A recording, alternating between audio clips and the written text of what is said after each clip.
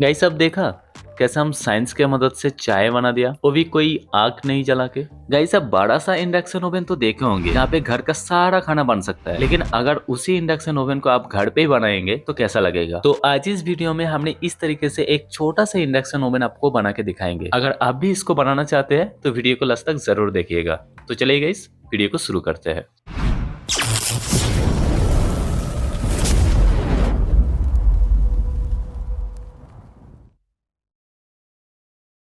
Guys इस induction oven को बनाने के लिए हमने ले रहा हूँ दो IRFZ44N MOSFET और ये हीट सिंक को ले रहा हूँ। इस हीट सिंक के साथ हमने इस MOSFET को कनेक्ट करेंगे। उसके लिए हमने इस माइका को इस्तेमाल कर रहा हूँ, क्योंकि माइका इस्तेमाल करने से हीट सिंक और MOSFET दोनों आपस में कनेक्ट नहीं होगा। और इसी तरीके से हमने दूसरा MOSFET को भी हीट सिंक के साथ कनेक्ट कर लेंगे। देखिए गाइस आपको क्लियर कर देते हैं, अगर आप दो हीट सिंक इस्तेमाल करेंगे तो माइका इस्तेमाल करने का कोई जरूरत नहीं है, क्योंकि हमने दोनों MOSFET को एक ही हीट सिंक से कनेक्ट कर रहा हूँ, इसलिए माइका को इस्तेमाल कर रहा हूँ। नहीं तो दोनों MOSFET आपस में कनेक्ट होकर शॉर्ट होगा। देखिए गाइस हमने मल्टीमीटर से चेक कर रहा हूँ, दोनों MOSFET हीट सिंक के साथ कनेक्ट नहीं है और आपस में शॉर्ट भी नहीं है।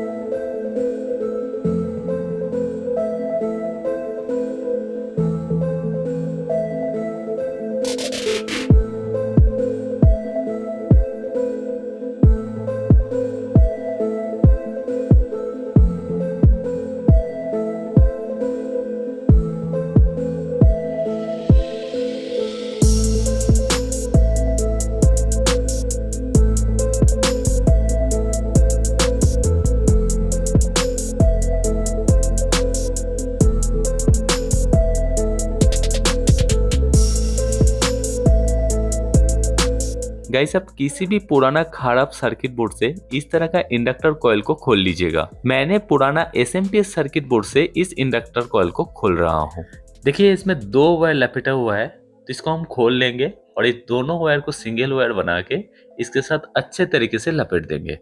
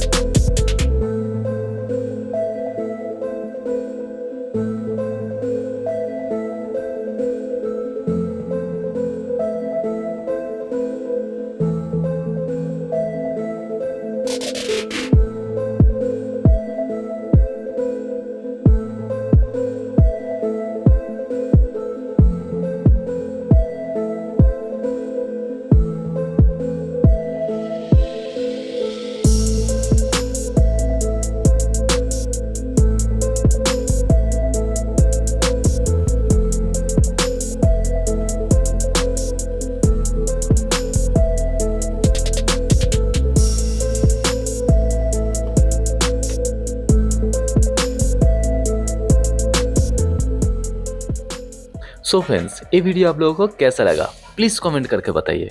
अगर अच्छा लगा है तो वीडियो को दोस्तों के साथ शेयर भी कर दीजिएगा। और जो लोग मेरे चैनल पर नए हो, आप लोग प्लीज इस चैनल को सब्सक्राइब कर लीजिए, क्योंकि इस तरह का अमेजिंग वीडियो इस चैनल पर आते रहते हैं। तो चलिए गाइस, मिलते हैं नेक्स्ट वीडियो में कुछ नया टॉपिक लेकर। Thanks for watching.